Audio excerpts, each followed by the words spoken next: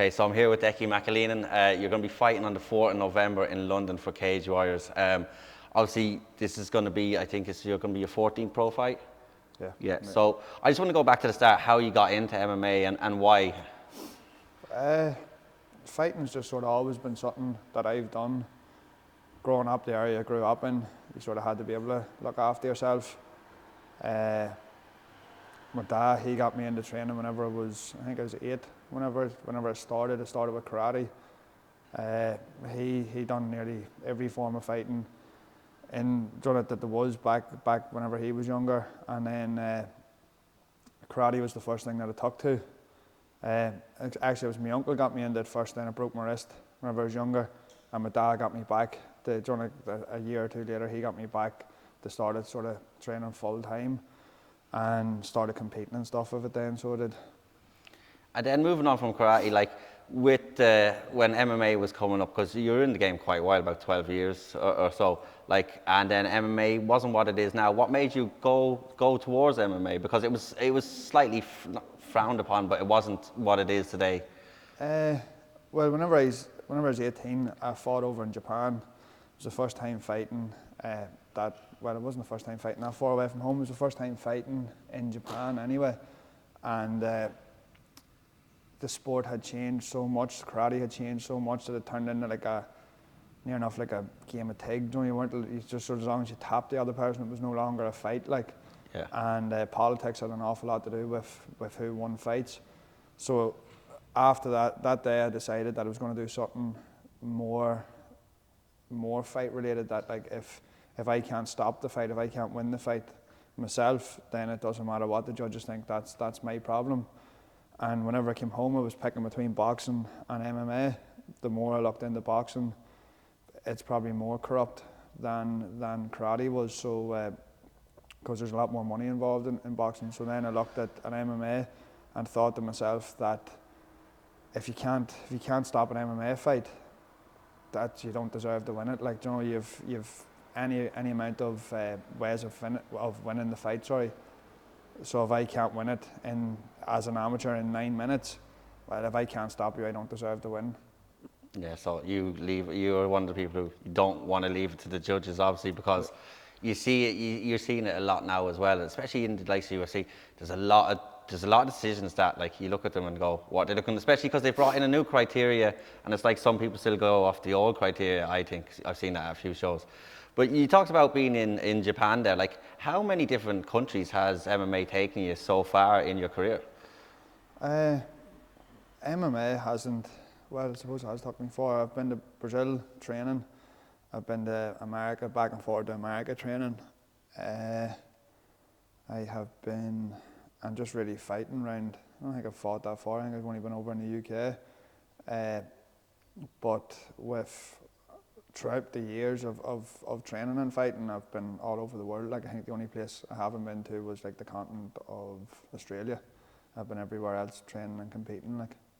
Yeah, no, it's good that, like, you see, like, the likes of the guys from your gym. Aaron was in Thailand, and a lot of people are branching out a lot more now, which is good.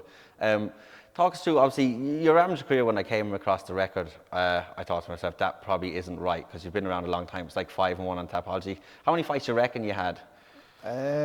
Either 12 or 14. I can't remember exactly which it was. As you were saying, like, fighting wasn't what it was. It wasn't what it is now. My first fight, I remember the night, I think it was the night of the weigh. I'd weighed in that morning, just by a video weigh, and I'd seen the poster had only come out for the show that night. So I was looking at the poster, sort of trying to judge off the people on the poster which one looked about my size, and I narrowed it down to 3 people. So it was like, it's one of these 3. I didn't know which one the person was that I was fighting. So it was just a case of show up. There's no looking online at your opponent and checking this and checking that. It's more a case of, are you free to fight on this date? Show up and fight. You know, like, it's not what it is now, where you need to have your full training camp to fight this one type of person. Back then it was like, if you wanted to fight, you fought. How was that looking and trying to size up who they were? Because obviously it's made so much stride now, and it's so much more technical and there's so much more behind it. How was that, like turning up and not knowing who you were going to fight? Did it even bother you at the time, or was it just because of the way it was normal? I personally enjoyed it. I thought it was brilliant because as I said, I got into fighting because I like to fight.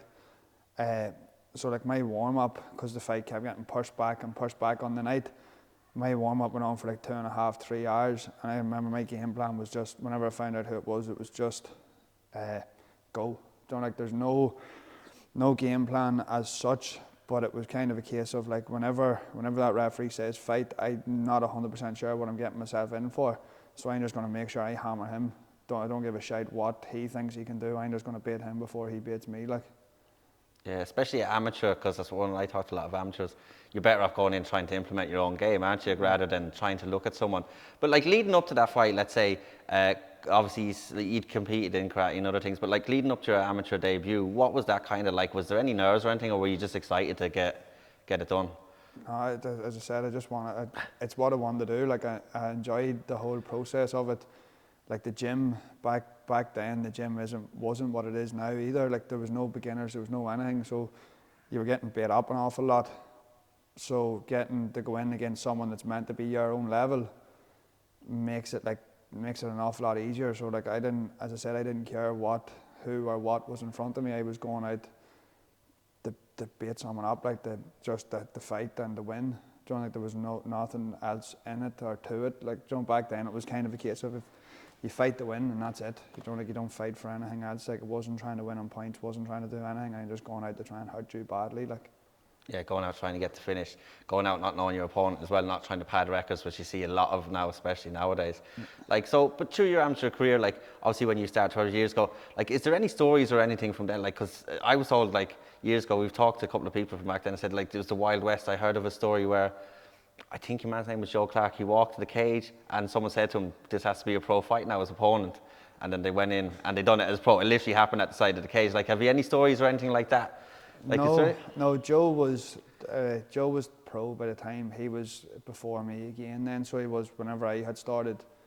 The first or second time I've ever heard one of the first or second times I was ever on the same show as him. I heard of him. I think he was maybe the pro main event fighting for the Clan Wars title at the time. Like so he would have been a bit ahead of me. There was no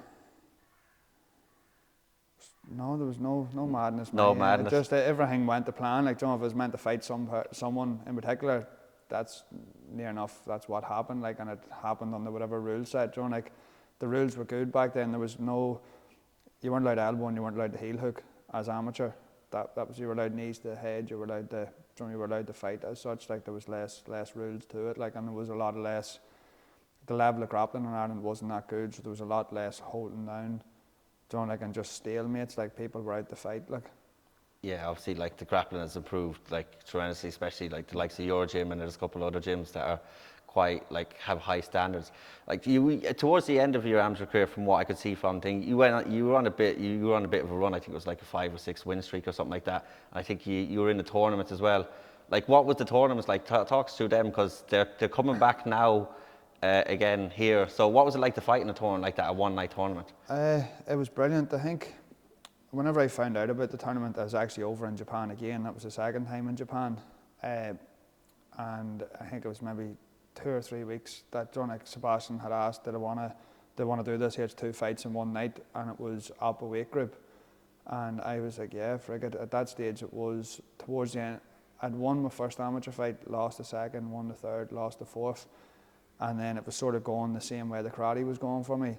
And I can remember sitting down and talking to him, and goes, look, I'm not going to be one of these fighters that's showing up wins and loses and wins and loses. So, like, if I lose another amateur fight, I'm quitting. Like, I want to be the best at this. So if I can't win amateur fights, I'm not fighting. And from there, I'm not too sure whether it was a 8 or a 10 fight win streak that we went on, finishing off with the tournament that we talked about then. Yeah, so obviously you went on a tear then, and then you're going over to pro. You go into pro, your first fight is James Gallagher. So you go in after, like, obviously you had that conversation with your coach, you went on a tear, 10 fights. How did it feel when you actually go to pro, because you lost that fight? Like, how did it feel then to lose your first professional fight after being on such a tear? It was near enough like mourning a loss in the family, so it was like, it just didn't didn't sit well with me at all. I went out, one of the first digs I landed, I'd broke my hand, and I remember thinking to myself, like, how this is bad, like, you know, like I can't really use it. And I remember took a wee step back, closed my fist, and swung it again, and then broke the other part of my hand as well. So I was in a bad place, and it was something just that I wasn't prepared for. You know, like I wasn't mentally prepared to come out. And within the first exchange, you know, like I didn't have enough tools in my arsenal to improvise and fight someone of James's level with one hand. So it was a big learning curve for me. As I said, it was probably after that fight was a terrible 3 weeks, 2-3 weeks, where like I wasn't sleeping properly at night. I wasn't doing things. Just wasn't myself at all. I couldn't get over the fact of, you know, like I'd let happen what happened. And then the while after that, it was near enough like it sort of the fighters that sort of turned pro after me, the likes of like Reese and Dylan Took, and who has turned, then you have like Mark Andrew and all them ones all turned pro. A lot of the SBG ones, and they were all doing real well on Bama and different things, and I was still out because of the amount of time it had taken for my hand, you know, like to fix itself. And then I'd take a fight, get so close to the fight, and then have to pull out because my hand would break in training. Then you'd take another fight, go again, get right close to the fight, then it would break again. And I think this happened maybe 3 or 4 times, which over the space of like 18 months from my pro debut. And I'd set myself, whenever I came back, I'd set myself till March of whatever year I came back, I'm not too sure. If I don't fight by March, that's fighting's done for me. So it is, like, because I'm not doing this to myself. I'm not putting everything on hold to get so close and have it, you know, like not be able to do it then. And then I started, like, as I said, I had a lot of hatred towards everything, you know, like, because you see these people fighting in the 3 Arena on massive shows, and you're going like, that's where I should be, and this is holding me back, like, you know. And then whenever I started to like not really care about other people, not give a shit what anyone else is doing, and just focus on myself and getting myself better, then everything just took off for me. So it did. As I got a fight, I actually took a fight. My comeback fight was the same again. I think I was over in California, and Sebastian had texted me and Machi, and there's 2 fights coming up. One's in 2 or 3 weeks, and the other's in 4 or 5 weeks, whichever it is. Whichever one of your weights is closer to the weight now, that's who's going to take the closer fight. So I took the fight on whatever it was, 2, 3, 4 weeks over in London on Cage Warriors. And I think I was taken over to be beat because the boy I was fighting was a striker, boxer, wrestler. I was a striker that had been submitted in his pro debut, so I was meant to lose because it was a hometown fighter. But in then with the whole build up to that scenario, there was no one beating me. Like, I went out and I mauled him, and that just sort of started off my pro career. Then I started that as if this was the start, like, you know, and took off from there. Yeah, because you went on quite a tear after it. I just want to go back to something you said there. You said, like, when you were looking at the guys on bar and all, and then you stopped giving a shit, and that's what really helps you prepare mentally. Like, did that happen, like, during, like, towards the end of the handbrake, when you were coming back? Yeah, it was sort of like round the midpoint, like, because you see, as I say, you see everyone doing real well, you be getting jealous, and you start to be like, well, fuck them, like, you know, like, they're doing this and blah blah blah, and I'm fucking stuck here like this. And then you start to be like, do you know something, why care? Do you know, why not say fucking fair play to them for doing well for themselves, like, do you know? Yeah. And then like the change in your mindset from like, he's fucking doing something that I should be doing, to, do you know something, fair play to him. It's good to see a show like this in Ireland where everyone's able to build themselves, and, you know, like, all the amateurs that are coming through all the amateurs that came through with me are now professionals doing real well. Fucking fair play to them. You know, everyone, look out for everyone. Then that's whenever, like, everything shifted, everything changed, and then that's whenever I felt that everything took off for me then, you know, instead of being that one that's like, oh, that arsehole over there, like, he's won another fight, you know, like, yeah, just fair play to him. And then, like, even with James, at the start I couldn't stand him. Now it's like, fucking what he's done is brilliant. You know, like, and then like everyone, it was like a fight that I wanted back for so long, and then you see everyone like, oh, because after his first couple of fights, I was his main test. Because he started being given bums on Bama to build him up, to turn him into what he turned into now. Like, so I was like, obviously didn't have much good to say about that. And then I was like, do you know something? If he's in that situation and he's able to do that for himself, fucking fair play to him. I'm gonna get myself sorted. Like, because there's no point being like, it's near enough like a jealous ex or something. Don't just want and just constantly putting people down. So I was like, fucking, it's brilliant to see. The more they do better, the more I can do better, the more the people behind me do well. So, it's kind of, we're all in this together, like, Yeah, we definitely are. Like that, you said with the likes of James, obviously he's doing well in Bellator. He's actually training in America now as well. So, like, when, like, the guys do well, everyone does well, it creates more opportunities for all the Irish fighters as well. So, you went on a bit of a tear then. You went from losing your first fight, and I think it was a 5-fight win streak then. Yeah. Like, talk us through that period, like obviously your mentality, what was it like? Because obviously you must have felt unbeatable going through that period. Yeah, that's in my head. I was, like, I didn't care. I had a reason why I lost. I knew what I'd done wrong. I'd put in place things to make that not happen again, and I was mentally a lot stronger going forward. I just didn't think, I knew what catching up I had to do, because I'd seen what all the boys had done, and I knew I was at their level. I just had to get the wins to show everyone that I was at that level, and I got them, and then that got me to Cage Warriors then again. And then, like, obviously Cage Warriors is one of the main routes through to the UFC. So when you're going through that period and you're doing well, like, were you thinking like a couple more fights you could have potentially get there? Yeah, that was the plan. Like, coming in, same again, like, from my pro debut, fighting someone like James, to my amateurs, like, was whenever you did get so far, I think every amateur fight, a lot of the amateur fights, was near enough people with more experience than me, better fighters on paper than me. So I was happy enough, or people that were doing real well, somewhere else are winning fights or on wins, so they were all good tests, like each one. And it was kind of, I've never said no to the first opponent that I've been given. And if I was given a list of opponents, you pick the one with the best record. It was never a case of like, well, something, he's a wrestler and that's the worst style of fighter for me to fight. It was kind of, well, he's, just make up a number, 8-2, but this boy's like 5-0 and he's a striker.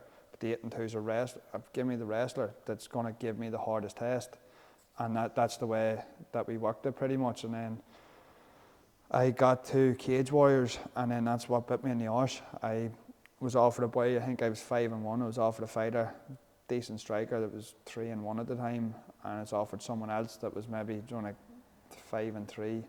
I was offered Steve Amable that was 15-3, I think, at the time, or 12-3.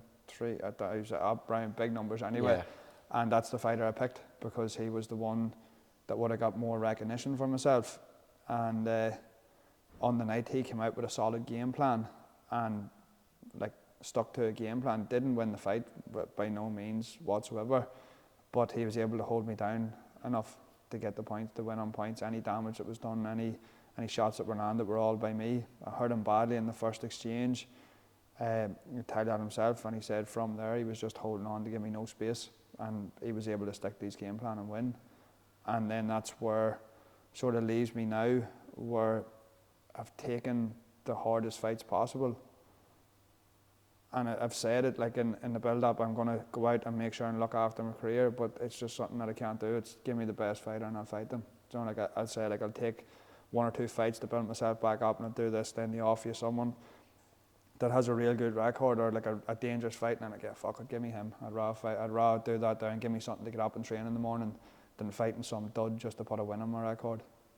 Yeah, because that's like, especially that's what a true fighting person is. You just fight whoever it is. Yeah. It's not you take this or you take that. But it's mad how you talk about that fight now where he's just holding you down and you've done the damage. It's mad how back then they used to actually score it kind of on holding down, whereas now, if that fight was now, you would have won that, because it's based on damage really now. And it should. That's it with the new criteria. Yes, that's the way it should be scored. It is. It's such a. But then again, back to the very first thing that I said, that's my problem. Like I left it to someone else's opinion. Whenever you used to fight, the way I look at fighting for me is, whenever you used to fight, you never used to ask your mate, who do you think won that fight? You used to always try and, whenever you would have got into a fight, you used to always leave it that you were out there to beat the life out of someone, to badly hurt someone, that everyone knew that you're the one that won that. You didn't have to ask anyone, do you know, after it, do you think I won? Do you know, like, whenever you get into a wee scuffle, a wee street fight, you never had to ask your mate, do you think I won that fight? Well, it's close, like, he done this and he done that there. It was usually just like, no, you took the head of him. And that's the way you should. That's my mentality whenever it goes to fighting. You should be out to try and take the head off their shoulders. And same again, choking someone unconscious or breaking their arms equally as good. Like, you know, so it's just something now that I've got back into the full swing of it. I'm just out to hurt people, you know, like as badly as possible. Whether it is chokes, arm bars, leg locks, whatever, or knock them out. Anything. It's just as long as I win.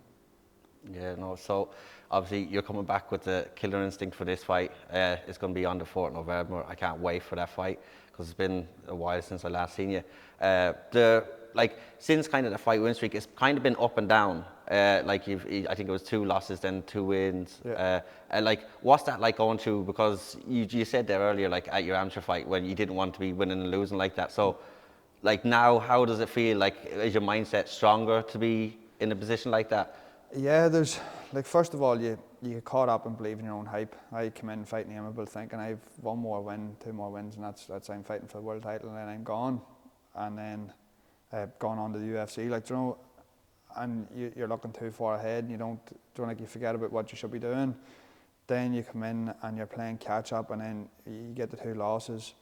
You're sort of thinking to yourself, like, I have to win here. And then whenever you get it done rightly, and then get the 2 wins, you're back on track, you're back in your own head again. COVID happened and everything else, and it was just a weird time. Whereas now, like, there's no fucking way this fella beats me. I just can't see how or when he's going to beat me, you know, like, so I'm out now with the same again with a chip on my shoulder. In all my time of fighting, whether it be any form, I've never been dropped, I've never been embarrassed as much in my life as having to pick myself up off the ground.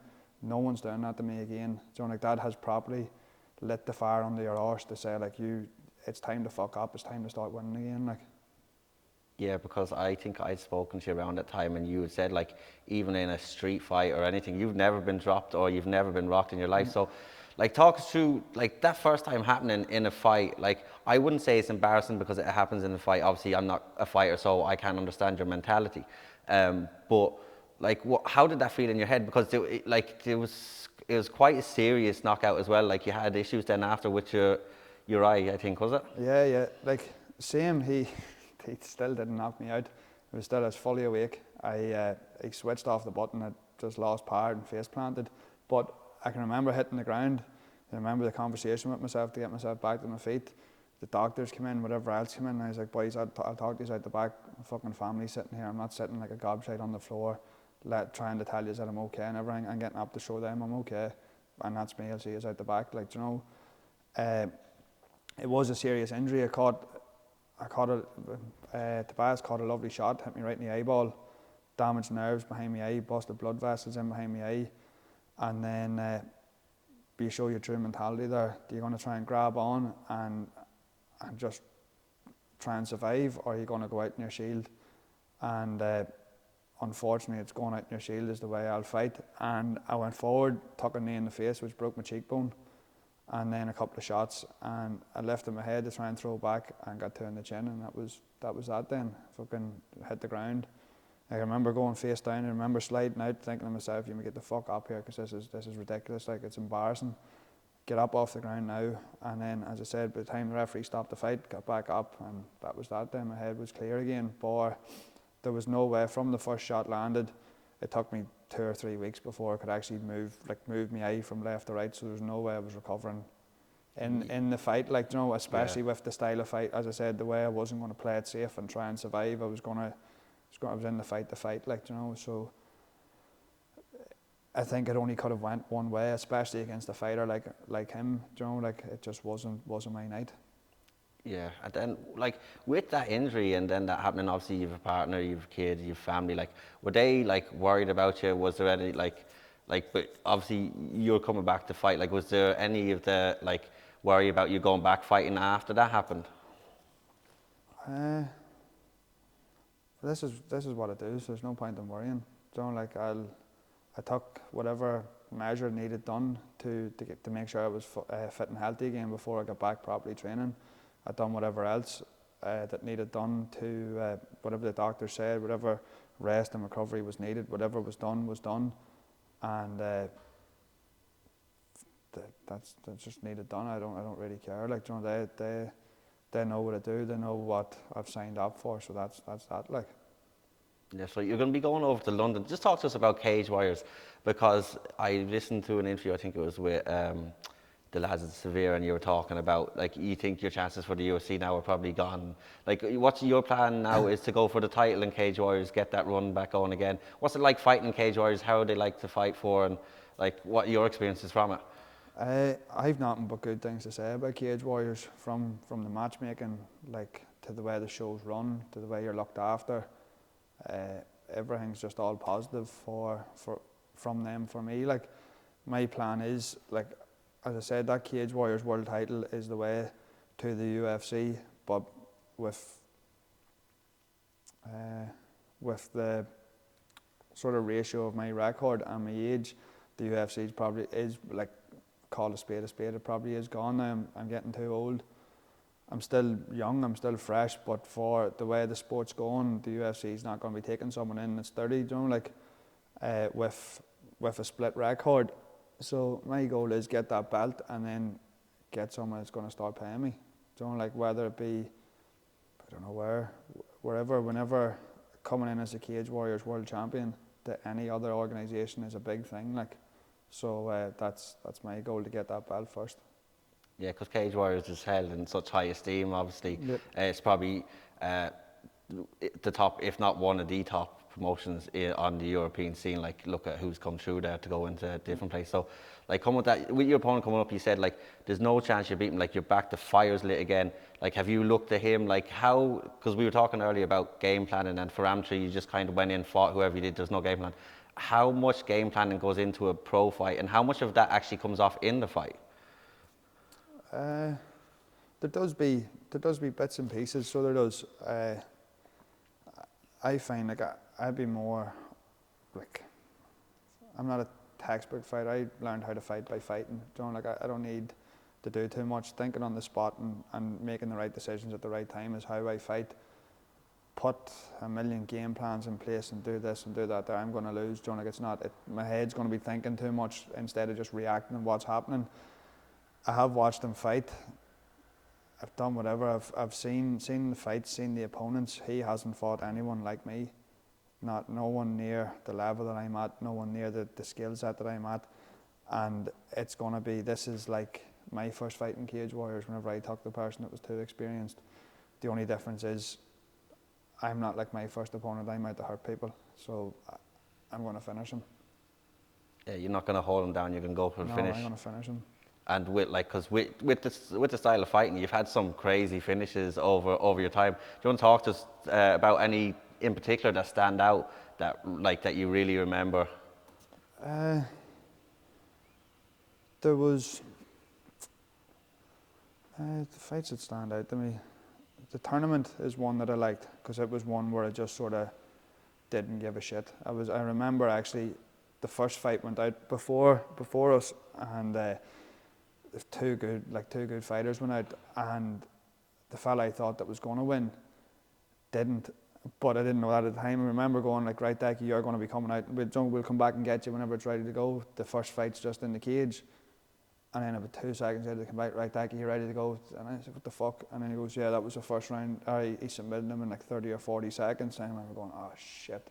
So he's fresh. Like, John, I actually thought the other fella knocked the winner out.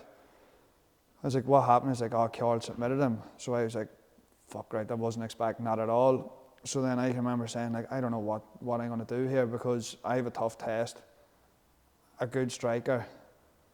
And I was like, if I kick him once wrong, I'm going in with more injuries than John. Like, this fella has to be fresh, because a submission under a minute, there can't be many shots landed as such.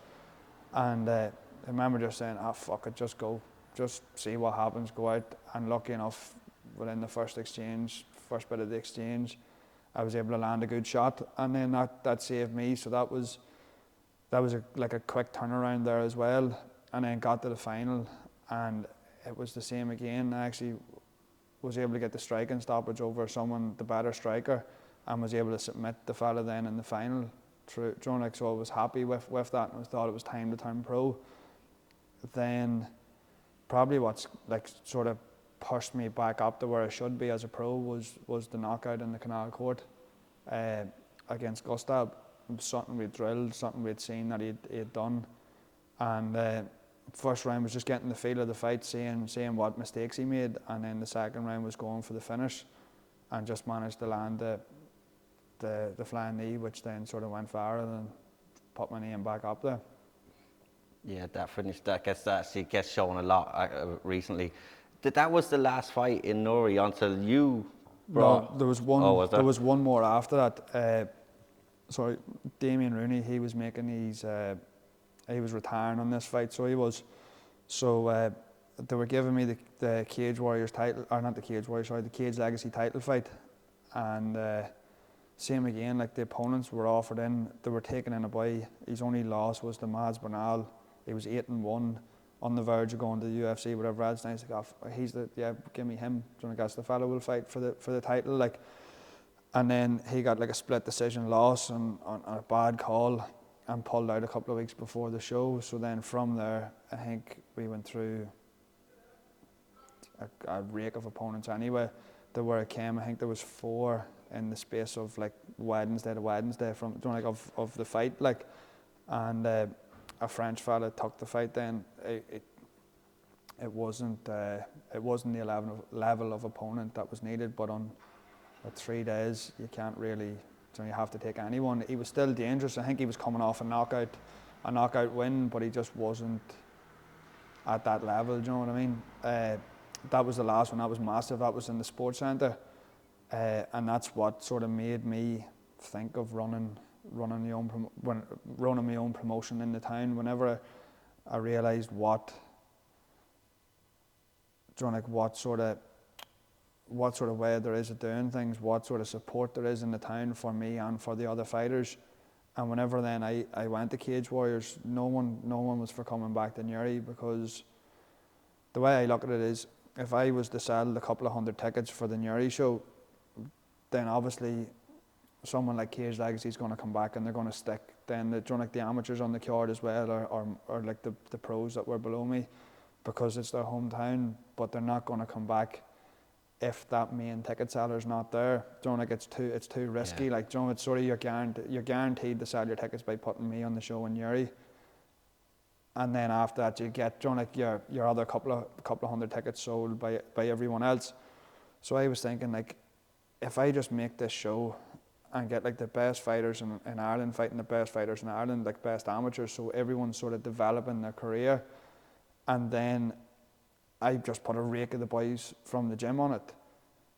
If each of them sell 10 or 15 tickets each, which is a lot more doable than having one of them to sell maybe 300, then that adds up to me selling that massive amount by myself. Yeah.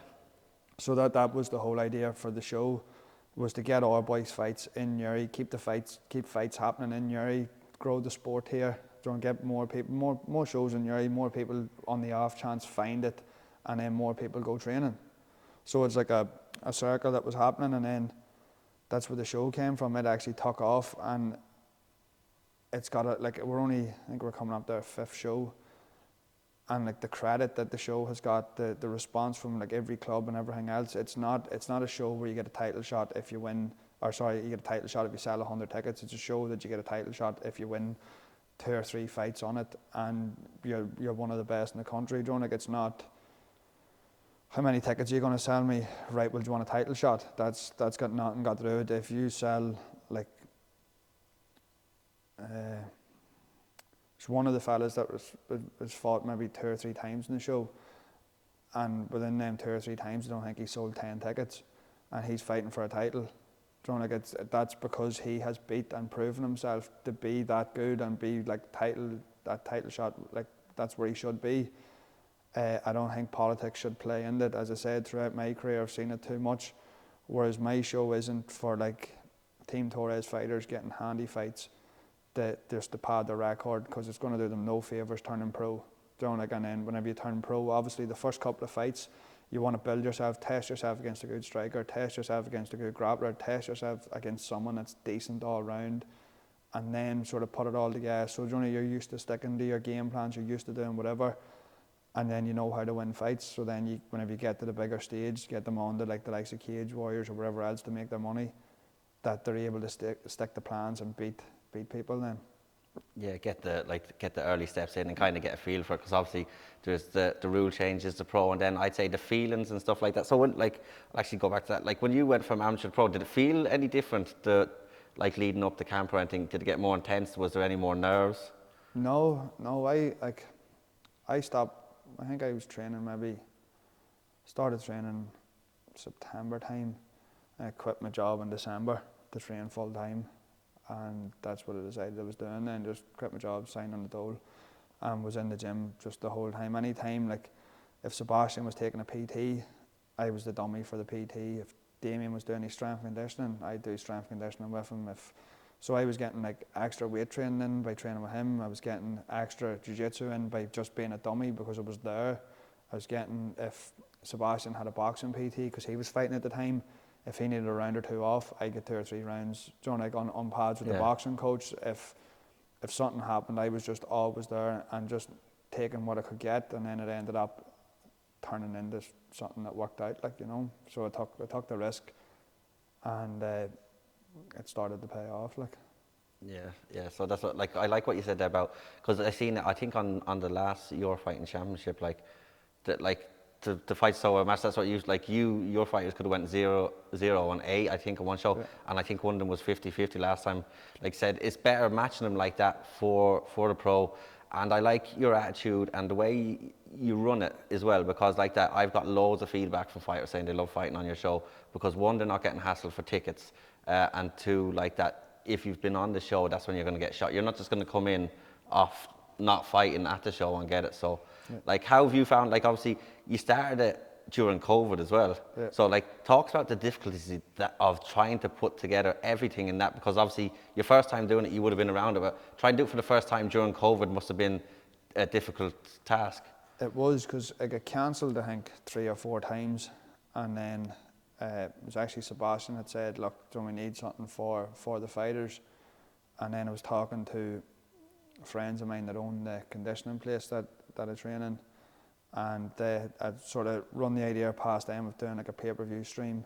And if you got 50 people in the crowd, where you're not making your money through ticket sales, you're hoping that it works on pay-per-view, and that the 50 people in the crowd, like VIP ticket sort of thing, don't get a couple of pound in that way.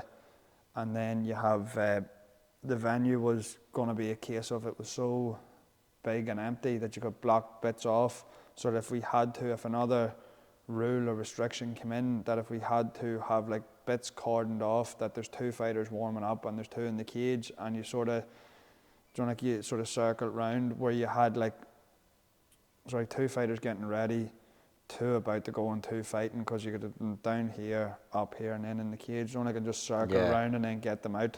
So they don't come in contact so with they're each other. just circling around. You're sitting in the car waiting to fight. That was going to be like the worst case scenario. And lucky enough, no restrictions changed for the time, so we were able to have the 50 people in. We were able to have all the fighters out at the same time. So everything did go to plan as such. But showing up on the day, we were a stupid amount of money down on the pay-per-views, like where the show was going to cost me a couple of grand. And I can remember that wasn't great, but I said, fuck it, threw my phone away and goes, look, said Andrew, if we need to get more coverage for the pay-per-view, come over, give me a shout, I'll give you my card to get the data or coverage or whatever it was needed. And then in the middle of the day, come over and ask, or not even the middle of the day, but an hour or 2 into, he come over and asked for my card, and I was like, happy days, that means we broke even. And then after that, then the show did all right, and I was able to put a couple of pound into the next one and a couple of pound into the next one, and then that's got us to where we are. Then we had our first show in the Canal Court in March. No, it's a lie. We had the first show in April, and then our second one in June. April and June. Yeah, so we're only coming up to being maybe, don't know if it's 2 years old, is it? It's not long anyway. Do you know, Yeah. there's been plenty of shows. Like, do you know, I cancelled one in the summer. It just didn't work out. But I didn't want to do it. The show is for fighters. It's not. I'm not going to run a show and then cancel it like 1 or 2 weeks out. If the show needs cancelled, it'll be done in 10 weeks. If the show doesn't need cancelled, the show won't be cancelled. Do you know, like, so it's one of them ones that there is people that book shows and they'll just book a load of dates and you don't know which one of the dates is going to stay. Yeah. Any time for the 3 or 4 shows that happen per year, that's whenever they're going to happen. Whenever I say they're going to happen is when they're going to happen, and if they don't happen, then there'll be plenty of notice given, unless something crazy happens to the world again. What do you think of the scene right now at amateur? It's brilliant. Like, the level, it's like watching. It's hard to like call them amateurs. Do you know, like back like years ago, you would have seen a clear change between the amateurs and the pros. But now they're not. Like, it's just the rule set that they're fighting on. They're not trying to get them experience. Some of the amateurs are better than the pros. Do you know, like just across the board. Like, do you know, some of the amateur fights like turn into fights of the, like, do you know, like Irish fights of the year. Do you know, like the pro or amateur, doesn't matter what it is. Like the time Oshin and Taylor Quinn fought. Like that's like a fight of the year, and that's 2 amateurs fighting. Do you know, like, so it's brilliant for a promoter, if that's what you want to call me, making fights, because with that sort of the selection of talent that's there is ridiculous. Like, you know, so it makes making fights an awful lot easier. You know, like if you have boys that are 2 or 3 and 0, or, you know, like whatever, that are able to fight boys that are maybe 8 and 5, and, you know, like that doesn't mean that the fellow with all the experience is going to win. Or, you know, like it makes it a wee bit more interesting. Like, yeah, it's the Taylor Quinn and Oshin I was going to bring up, because when most people watch fights, especially, well, more so casual people, they want the fight to stand up. I think everybody in the place was like, when the 2 of them were standing up, we were all like, no, get back on, because it just went from reversal to reversal. It was like a leg lock, an arm bar, a triangle. That was a crazy fight. Another fight that springs to mind is Xavier Rooney versus Aaron Henry was another fantastic fight. Dennis Frimpong Solomon was another fight. So, like, the way the talent, I think, is quite good here. And like you said, quite a few people in the scene have said that they reckon that the higher level amateurs are a lot better than the pros in some other countries. So coming up with your next card, you've got some nice fights on it. Now, bear in mind, this is recorded a while in advance, so some of these fights might change if it's released. Like, you've got the tournament, which is quite exciting. That's coming back, because you tried to do one before and only Max and Mag, I think, signed up for it. Max and Aaron. Or Max and Aaron, so like the card now, we're finally able to start getting more pro fights on. You know, like, we've built a sort of base enough that we have 3 pro fights to finish it off. We have the 4-man tournament. Ormond's dropped out of it, and just with different commitments, he just couldn't make the date, and he texted me privately to let me know, and that's what commitments do come. He's only an amateur. I'm not paying him, so I can't expect him to risk losing his job to show up for what's a hobby at the minute to him, like, you know. So we got a replacement in Craig McGarrett, which is, he just beat Ormond, so that makes it even better again then, you know. Who else do we have? A couple of different title fights on. Connor, I think. Connor's fighting Jess. No, Connor's Connor's fighting Liam. Jess is fighting Paul Buckley. Connor, I'm looking forward to Connor and Liam. Really, Liam's style's good, like, he's entertaining, so he is. And Connor's been on a tear as well, so that's a good fight. It's a fight that I wanted to make a while back, but for different things it just didn't happen. Whereas now it's come about. Paul Buckley and Jess has been on a tear, and Paul's solid. Like, Paul's really, the welterweight belt was for Paul. It was meant to be Paul and Connor, but Connor's dropping down weight, trying to get closer to lightweight. So it'd be interesting now to get Paul back on the card. He's had 2 good wins. Back on the show, sorry, he's had 2 good wins. Elvis is back. He's fighting Ronan Deegan. It's a solid grappler, but Elvis looked unbeatable. Like I trained with Oshie, and I've trained with him a long time, and I've never seen anyone even come close to do that to him. So I've seen him getting into wars with some big fighters, some big fellas that have like fucking solid fighting records and whatever, and like 9 times out of 10 Oshie comes off on top. Like, I've never seen someone just come out and maul him like that. Like, so credit where credit's due to Elvis. Like, that was a brilliant performance over someone as good as as Oshie. Like, because I know firsthand how good Oshie is. But that'll be Ronan's. This will be the first real solid grappler that Elvis, like the proper grappler, like that Elvis will come up against. So that makes it a wee bit more interesting, because a lot of Elvis's wins are from ground and pound, and just mauling people and ground and pounding them. So be looking forward to seeing what happens there. Who else is there? You were able to get a couple of the ladies on the card as well this time, because it's kind of hard. Is it hard to match them in Ireland because there's a different weight class and stuff? You don't see as many fights. Yeah, there's just numbers. There's not as many as them. Like if there's, I don't know how many girls are actually actively fighting in Ireland, but let's say there's, I'll probably get shot for this, but let's say there's 12 to 15 actively fighting. If that's going to be hard to match, because then you have to see what's their experience, what weight are they fighting at.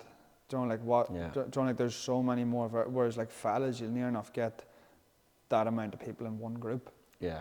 Like the girls are more like the equivalent to heavyweight males. Like there's not that many like heavyweights and light heavyweights, so they're harder just to find opponents for. Yeah.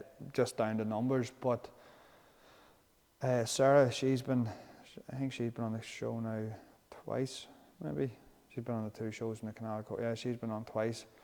And Raquel had a good win at the last one. She's been on the show twice as well. So there's anyone that works with me and like does whatever, I'll happily help them out as well. Like, so they're 2 girls that have like showed up, fought, done whatever was asked of them. Like for the show.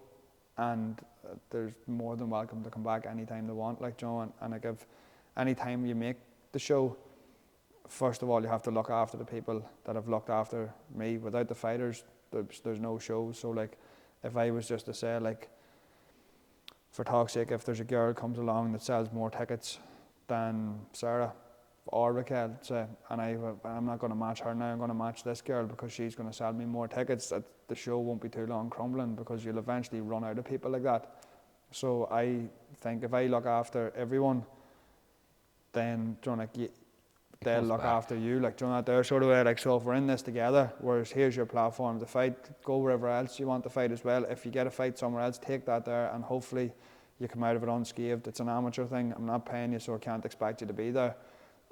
Hopefully you come out of that unscathed and you can fight in my show. Never mind, like, there's amateur shows out there that like are 30 and 40 days, no competition before that. The fight, which just isn't right. Like, so with mine, if you look after the show, do what you are asked, I'll look after you and I'll happily have you back whenever. Yeah, because obviously that comes from being a fighter yourself, and then obviously being on different shows and seeing how it's run, and obviously you're treating people how you'd want to be treated coming into a show. And like what you said with the, like, treating people like that, like if you do that to fighters, you're breaking relationships with gyms then as well, and then once you lose a gym, you lose the fighters from their gym. So like, it's going really well. I'm really looking forward to this one on 27th November. Obviously are the tickets out yet? No, I just had to pick them up, so it's they'll be out soon. I don't know when. I was going to say it'd be out a certain date. Yeah, but whenever the tickets come out, I'll obviously share a link. It'll be on Decky's link. It'll be in your fighting championship. So, I'm going to wrap it up. But just to reflect back on your career, like, I know I asked you about any fights that stood out. Like, I just want to ask you, like, is there a fight that, like, one of your losses, is there anything that you've really learned from? Do you know the way when you say amateurs, do you need to learn from their losses? Is there any fight that really changed you? Was it that James fight? No, I say it'd be the second loss as an amateur, whenever I had to sort of kick myself into gear, not to lose any more as an amateur. People say you learn from losses and you gain it. You learn from winning as well. Do you know, like I'm not. Personally, I don't want to be a fighter that learns from his losses. I learn from my wins. Do you know, like, and just keep adding and adding and adding. The last fight was probably one of them ones that, right, your chin's not made of granite. Do you know, like, you can get clipped. So that's all I've taken from it. That's the only learning curve. Do you know, like, you can get dropped, you can get hurt.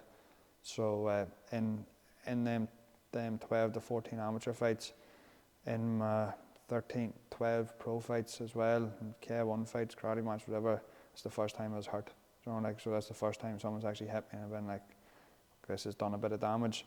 So yes, that sort of thing's gone now. So now I just have to be a wee bit smarter again, go back to the way I used to be done. Like, I don't get paid to get punched, I get paid to beat people up. You know, like, so that's the only thing I'm taking from that. And every other learning curve I'm going to have is from wins. Perfect. And to some, like, once you're finished, you're retired from fighting, and obviously you're going to still be running the show, whatever. What would you want people to remember you for, through fighting or through even as a person?